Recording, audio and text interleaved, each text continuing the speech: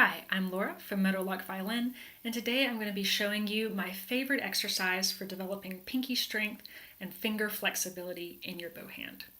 So first off, I want you to keep one thing in mind. Your bow hold isn't going to stay the exact same all the time. It's going to change depending on where you're playing in the bow.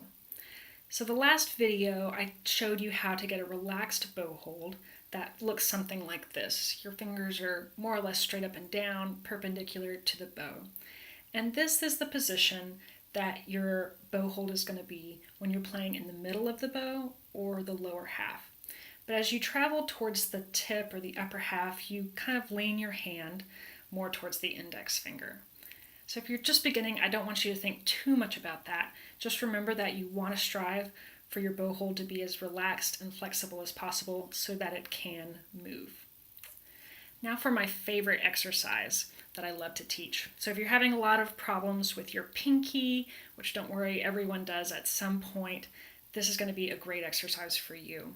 So it's called Windshield Wipers, and I didn't come up with this, but it's something that I do use every day. So what you're going to do is you're going to form your relaxed bow hold and keep your bow horizontal. And then you're going to use your pinky to push the bow up until it's vertical. And then you're going to release your pinky and let the bow fall back until it's horizontal. So this is primarily a pinky exercise. The pinky is pushing the bow up, and it's the pinky that controls how fast or how slow the bow falls back to horizontal position. If I didn't have my pinky at all, notice that the bow would just fall, it would go past horizontal. So it's primarily a good exercise for your pinky, to build up your pinky strength.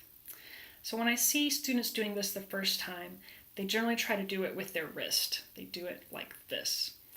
So your wrist is not actively involved in this exercise. It's not stiff, it's just relaxed, and it will move a little bit, but that's just because it's just passively moving. Your thumb is going to flex a little bit, but again, it's not an active part of this exercise.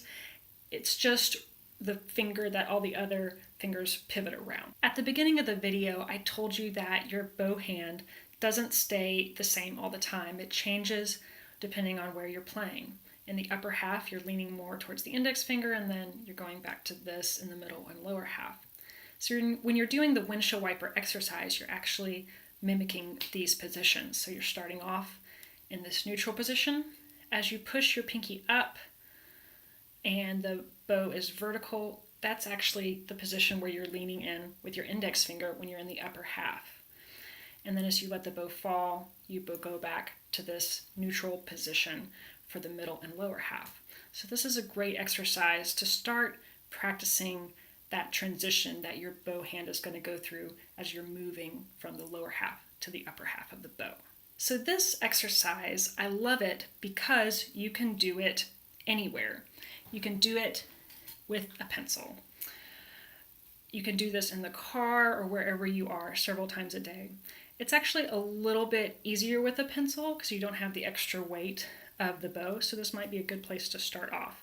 Now, it's a little bit hard to go totally vertical. You can just kind of do a seesaw motion, which kind of does the same thing, where you're pushing down with your pinky, and then for when you're using the pencil, you don't have that extra weight of the bow that just falls down, so you actually do have to use your index finger to push the other way. And you can push back and forth. So when I'm away from my violin, whether I'm gone on vacation, I like to do this exercise as much as I can. When I'm in a car or when I'm in a plane, I do this all the time. And when I come back to my violin and I start playing with my bow again, I can't tell a big difference. My bow hand goes back to that relaxed state pretty easily. But if I don't do this exercise when I'm gone, then when I come back and I try to play, my pinky will not stay on the bow. It just keeps falling off. So no matter how long you've been playing violin, your pinky strength is something that goes away pretty quickly. So it's something you want to maintain and you want to keep up. So this is the best exercise for that. I do this every day. So try doing this exercise several times a day, and I think you're going to see a lot of improvement in your finger flexibility and your pinky strength. I'm Laura from Violin. Happy practicing.